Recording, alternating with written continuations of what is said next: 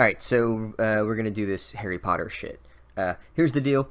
I have never read Harry Potter before in my life. I've never seen any of the movies. I know about it only as sort of secondhand cultural bullshit. And that's whatever it is. That's fine.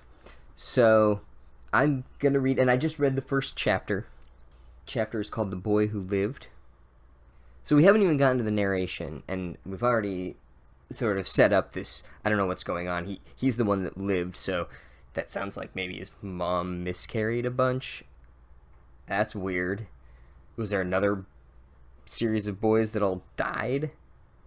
So, and then our book opens with like literally the most British first sentence you can imagine. Mr. and Mrs. Dursley of number 4 Privet Drive were proud to say that they were perfectly normal, thank you very much. So we got like a weird narrator already that's just like interjecting bits of British wit and charm into the narrative. I'm probably going to be annoyed as shit by that by the end of this book. And then it says, they were the last people you'd expect to be involved in anything strange or mysterious because they just didn't hold with such nonsense. Right, and we know that Harry Potter is some sort of wizard kid, and so these people are like, shitheels or whatever. And they're, I don't know, they're bad people. That's what it seems to be. And then the book proceeds to talk about these people's necks. There's like a whole paragraph devoted to their necks. It's like, Mr. Dursley doesn't have a fucking neck. That's funny. And then, Mrs. Dursley, she has a big old neck. Just a fucking giant neck. Another weird thing that happens is that Mr. Dursley is first identified by his occupation, and Mrs. Dursley is first identified by her physical features. So that's like, the narrator is clearly not terribly woke, or this is just a fantasy world that's not any less patriarchal than the one we're currently living in. And then we get introduced to their little shitheel son, and his name is, and I'm not making this up, this kid's name is Dudley Dursley.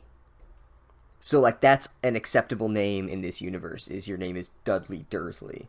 So like I already know, this is like the point at which I already know that I'm probably going to hate this book.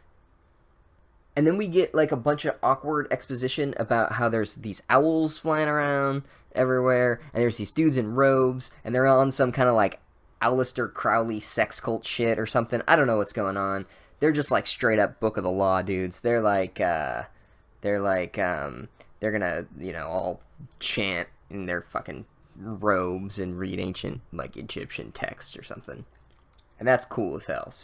So we get Dudley Dursley, and then I'm brought right back in because we got some weird cult shit.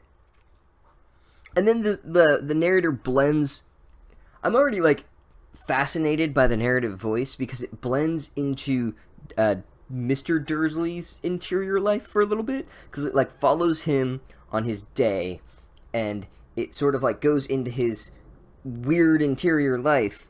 And so I'm wondering if this is like just like a weird, like, are we going to get, like, a close third person of all these people? Or are we going to get, what would be really cool is if the whole book was actually from the perspective of this random dude, this Mr. Dursley dude, and he's just, like, talking about events as they affect him, and it's all, like, kind of going on in the background. It's, like, this weird, like, Joycean thing. That would be awesome. I don't think that that's what's going to happen. So then old Dursley No-Neck, he bumps into this dude with a purple coat, and I don't know what, like, that, if you're going to choose a color for a cult, like, for your cult robe, I don't think you should go with purple. I think you should go with black or brown. I think those are the cult colors that you're going to want to stick with. Purple just seems a little, I don't know, seems a little kid's book-y, And then the purple coat dude gets on some weird, I think it's like some racist shit. He's like, even muggles like yourself should be all about this owly shit. All these fucking owls flying around. You fucking muggle.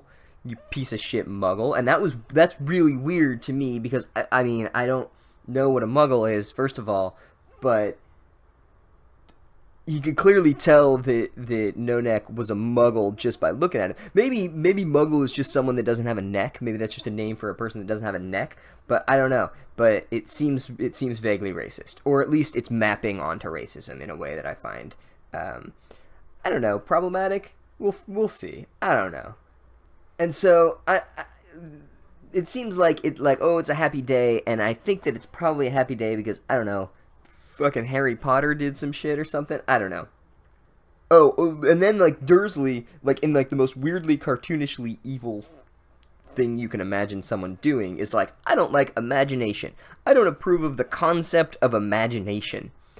Which is like, there is no one on the planet that is like that. So this guy is clearly a sort of cartoony character. He's like, who was it? Was it E.M. Forster that had the flat and round characters? I don't remember who it was. But the idea is that D.H. Lawrence, maybe? Someone who, I feel like it's someone that has two initials and then a last name, and is a writer from like the, early 20th century. The concept is that, your main characters should be round, which is to say complex and have, relatable wants and drives and human emotions, whereas your more background characters, you can make them a little bit more what he calls flat, which is to say like, sort of one note, sort of one-dimensional characters. I'm blanking on thinking of some examples, but come up with your own example. And so this dude, this Dursley, it's already really jarring because he's literally the first character introduced. Him and his wife are the first characters introduced, and then we're following him in a close third person narration, and yet he is such a flat character, right? He I hate imagination, and so it's like, what is going on with this guy? Why are we using him to anchor this story? I don't know, because I haven't read this fucking story, but it's interesting, I guess. I don't know. And then I would say that, if I had to predict, I would say that at some point Harry Potter is going to live with this dude or, have to deal with this dude in some way, and they will butt heads because this dude's going to be like, imagination is bad, and Harry's going to take the incredibly brave position that imagination is, in fact, good. And so then the Dudleys have dinner, and then they, for some reason, when they're having dinner, they make fun of the name Harry, even though they named their kid Dudley Dursley. So, that's really weird, because Harry's kind of a dumb name, so they're right about that. But I want to know, what sort of epistemological foundations they have to critique Harry in a way that doesn't also include a critique of a name like Dudley. Especially if your last name is Dursley. But it gets even worse, because then we get introduced to this incredibly weird wizard dude named Albus Dumbledore? That's his actual name? That's crazy. If your last name is Dumbledore, you shouldn't name your kid something weird. You should just be like, alright, look, Dumbledore's already weird enough. We're gonna go with John, or Matt, or something like that, hey, I'm Mike Dumbledore, and then it's like, Dumbledore, it's a little weird. But Albus Dumbledore is just we're going full-on insane, you have the world's dumbest name. Also, it doesn't sound like the name of a wizard. It sounds like the name of a guy who, works at a haberdashery and, is constantly spilling soup on himself. That's what I picture when I picture Albus Dumbledore. Oh, and then the other cool thing about Dumbledore is his beard is... The narrator says that it's long enough to tuck into his belt, but the narrator doesn't clarify whether he is in fact tucking his beard into his belt, which I think is a cool idea. And so, according to, Bartian reception theory, where the reader is the one constructing the story, I'm going to imagine that his beard is always tucked into his belt. Also, he's wearing a big robe with a belt. I don't understand the purpose of having a belt with a robe, because you're gonna... unless it's to tuck your beard in. Maybe that's what it is. But then, I like the idea of just he has his big old beard tucked into his belt. But every time he like looks to the side, he just like winces in pain because he forgets that he has chosen to tuck his beard into his belt. And so then there's this like cat, this like weird stalker cat that old Snuffleporn is looking at, and they're just like hanging outside, being all creepy outside of the Dursleys' place. And then it's really weird because like there's this weird game where the narrator is the one that's confused about the interaction between Dumbledore and the cat, and the narrator's like, why is Dumbledore being so weird about the cat? And it's like, well, dude, you're the fucking narrator. Like, are we setting up a thing where like I can't even trust you? Is this like an unreliable narrator situation? But it's not even unreliable narrator, it's just like a narrator who doesn't know enough about the story that the narrator is telling. That would be a really cool technique, I think. I don't think that that's where it's going, though. I think that they're just trying to like drum up some surprise, and the surprise is the cat turns into Professor McGonagall, which, I mean, that's a dumb name for a cat, for sure.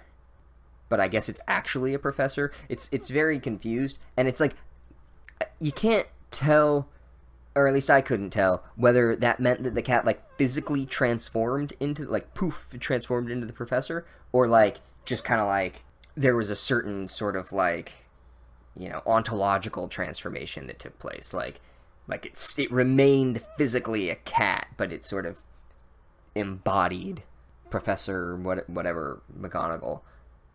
And then she decides to be weirdly racist. The cat is like weirdly racist about muggles and is like, can you believe these fucking muggles?